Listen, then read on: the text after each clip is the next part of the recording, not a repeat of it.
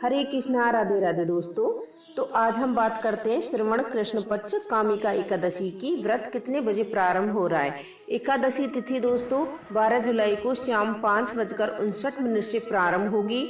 इस तिथि का समापन 13 जुलाई को शाम 6:24 पर हो जाएगा। ऐसे में यह व्रत 13 जुलाई 2023 को गुरुवार के दिन रखा जाएगा। कामिका एकादशी का व्रत का पारण रहेगा 14 जुलाई को सुबह 5:32 से और सुबह 8:18 के बीच में पारण किया जाएगा। तो अब हम कहानी कहते हैं।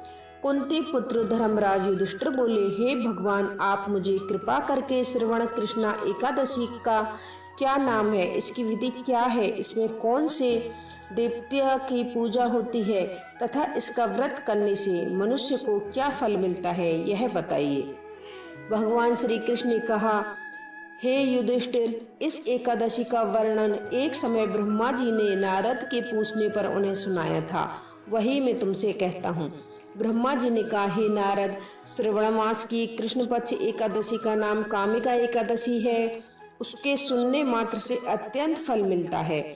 इस दिन शंख चक्र गदा प्रज्ञाधारी विष्णु भगवान का हरि, माधव, मधुसूदन आदि नामों से पूजन किया जाता है। गंगा, काशी, नैमिषारण्य और पुष्कर स्नान के फल से अधिक विष्णु भगवान के पूजन का फल होता है।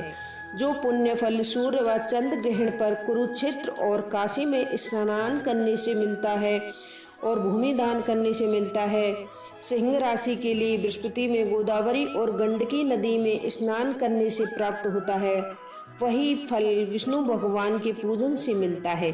श्रवण मास में भगवान का पूजन करने से देवता, गंधर्व और सूर्य आदि सब पूजे जाते हैं।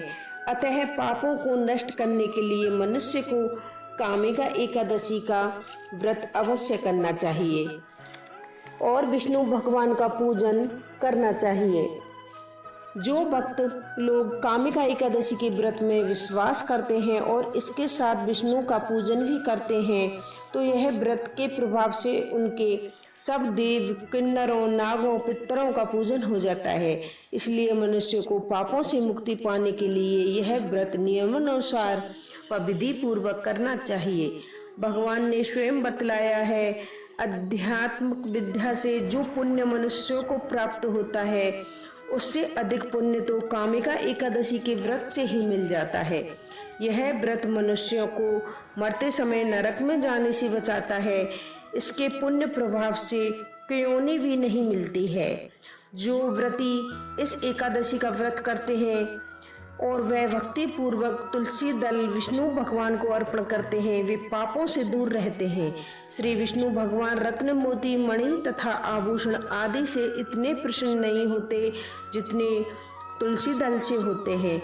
तुलसी दल पूजन का फल 4 भार चांदी और 1 भार स्वर्ण के दान के बराबर माना गया है।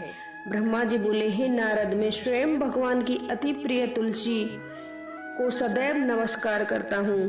तुलसी को सींचने से मनुष्य की सब यातनाएं नष्ट हो जाती हैं।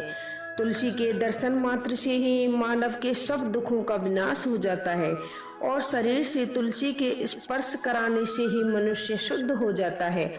तुलसी जल के स्नान से प्राणी की समस्त बाधाएं और यातनाएं समाप्त हो जाती हैं। जो श्रद्धा पूर्वक भगवान के चरणों में तुलसी अर्पण करता है वह भव सागर से मुक्त हो जाता है। कामिका एकादशी को रात्रि जागरण व दीप दान करने वाले को प्राप्त पुण्य का वर्णन में स्वयं चित्रगुप्त भी असमर्थ है। एकादशी व्रत के दिन प्रभु के समक्ष दीप जलाने वाले को पितर उस दिन स्वर्ग जाते हैं, तो उन्हें स्वर्ग जाने पर हजारों दीपकों की रोशनी प्राप्त होती है। ब्रह्मा जी कहते हैं, हे नारद, ब्रह्म हत्या तथा भ्रूण हत्या आदि पापों को नष्ट करने वाली इस कामिका एकादशी का व्रत मनुष्य को यत्न के साथ करना चाहिए।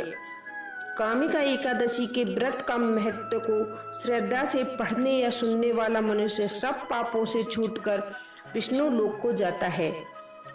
फलहार, इस दिन गौ के दूध का सागर लेना चाहिए। दूध व दूध से बने हुए पदार्थ भी आप ले सकते हैं, जैसे मिठाई तथा आलू आदि आप सागर में ले सकते हैं।